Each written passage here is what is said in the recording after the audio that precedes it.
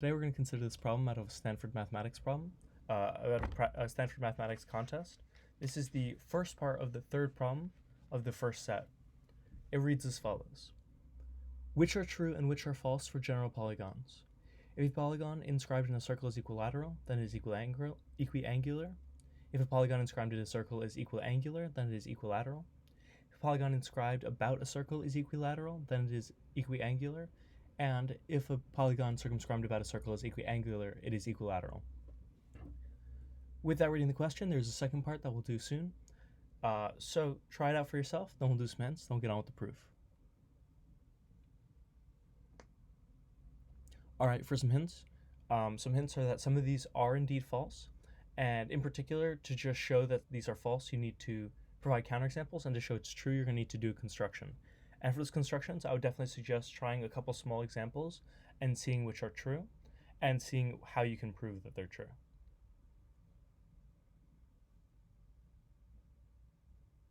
Alrighty then, let's get on with the proof. So the first part is we're going to need to show which of these are not true and which are true. So we'll first note that these middle two are actually not true. And you can kind of prove this both using quadrilaterals. So let's give our counterexamples for these.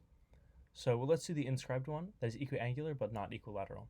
And this can be done via a rectangle, since if you have you can clearly inscribe a rectangle inside of any circle, and it will be equiangular in the sense that each of its angles are 90 degrees, but it's not equilateral, so that one's false.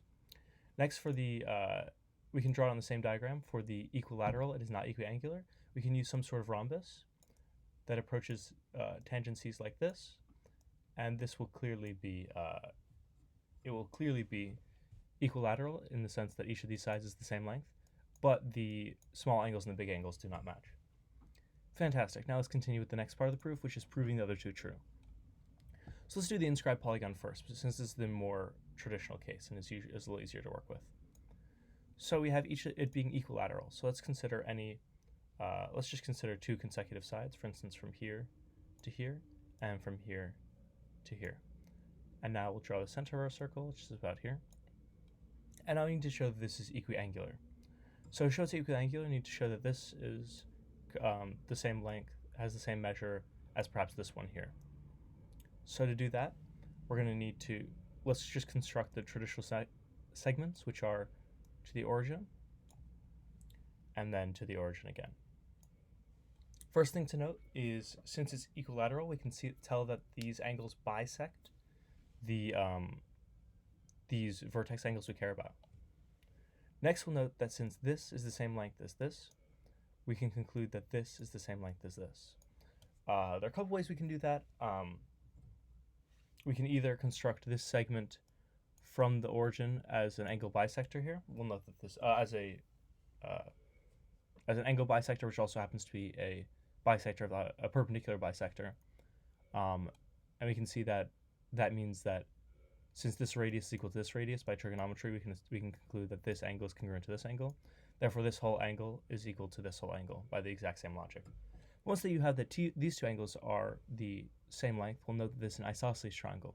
Isosceles triangles have congruent base angles, since these both are formed by radii. So that means that these four segments are equal. But that means that this segment plus this segment forms some large angle, we'll call that alpha. And we see that alpha is congruent to every other alpha, because for every other angle here, you can do the exact same construction, and you see they all match up in some way, that this angle will get its own complement here by a similar argument, and you can do that all the way around for all n sides, so you get that all the angles alpha are equal. Therefore, we've shown that it's equiangular. Next, let's do the circumscribed part. This one is a little more involved, a little more trig involved, so let's begin like this. And we'll do, let's just consider some section tangent here. So let's suppose we have some, actually, let me undo that. Let's consider some tangent line here. Then if we construct this, and let's extend this out until it meets the wherever it originated from, because this is an angle. Remember, this is one of the vertices of the entire figure that is circumscribed about the circle. Let's see, we're now going to construct this segment, which is a radius, and this dotted line segment that goes like this. So first thing to note is if we consider the closed figure as we continue going around, we'll note that it has exactly n, since it's equiangular, let's suppose it has n angles in it, it has n vertices, and clearly it has n sides. So this polygon is an n-sided polygon. Then we can apply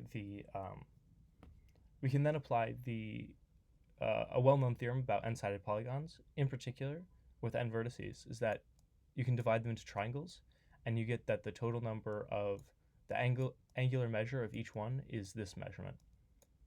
Of each of these angles must be this, since it's equiangular.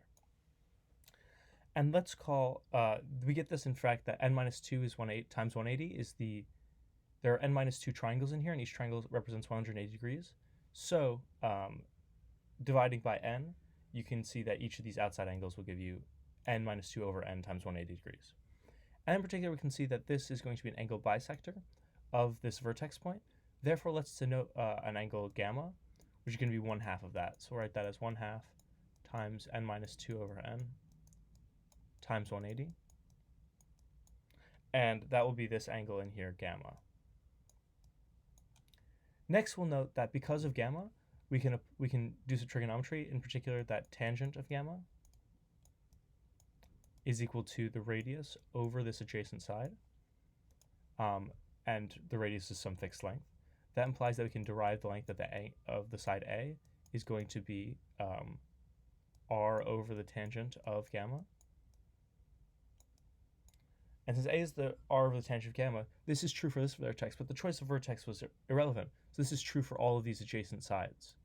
So in particular, we get that each side length is 2a, which is equal to 2r over tangent of gamma, where these are fixed numbers, and gamma is derived by the fact that it's equiangular. Therefore, we have that this is true for all sides, so it's equilateral.